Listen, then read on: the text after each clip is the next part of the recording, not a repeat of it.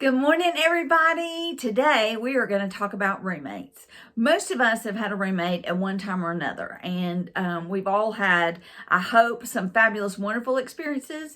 And many of us that have had roommates have some experiences that were either less than ideal or just downright awful. And so some of those things we can try to avoid if we ask questions up front. Some of the things, are unavoidable, and then we have to work through that. And that's a different topic for a different day. How do you work through challenges with your roommate? But these are questions to ask before you agree to be their roommate, or once you're assigned a roommate, just to see how you're compatible and maybe to negotiate some of those things ahead of time. So I've entitled this, "Do You Walk Around Naked After a Shower?"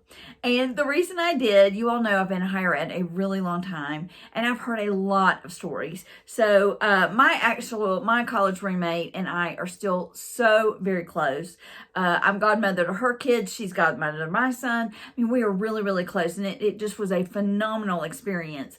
And for that, I'm very, very blessed. But there are some that people have just very divergent views of things, and then some it just is downright awful, and I understand that. So this is the time where we're going to ask some questions just to see, here's what I like, here's how I like to do things, how do you like to do things, how are we going to negotiate this? So things like, do you care if I borrow your clothes? Do you care if I watch your TV or borrow your laptop when you're not here? Those kinds of things.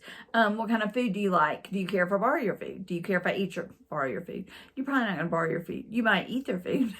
So I had one client one time, one student was telling me that she actually had a special diet, and she absolutely had to have almond milk, and her roommate loved milk and drank a lot of milk, and the roommate would go buy just the cheapest kind of milk and then guzzle through that, and then guzzle through my student's almond milk.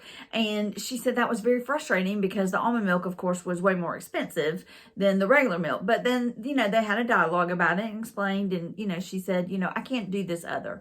So, can you plan ahead, or, could we, maybe buy extra, or you pay me back for that, whatever it is. So there are lots of different ways that you can do that. So this questionnaire that I understand, we're talking about this in January.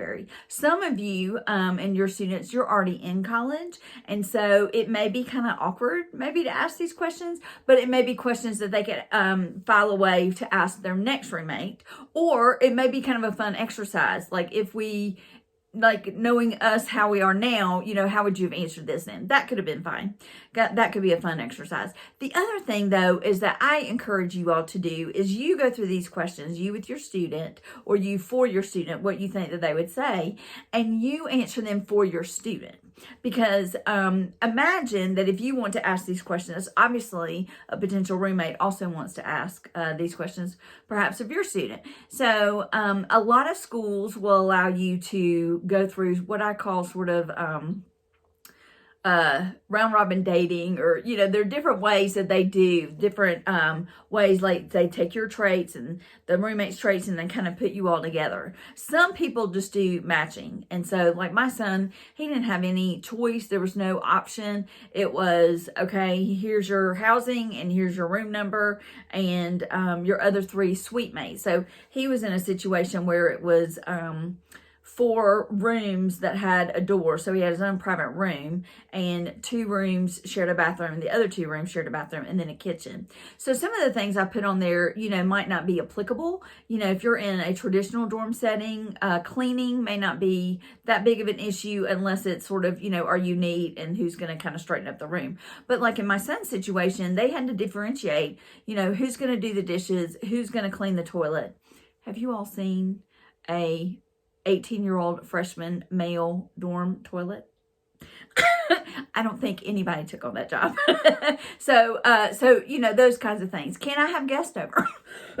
Can the guests spend the night? How do you feel about that?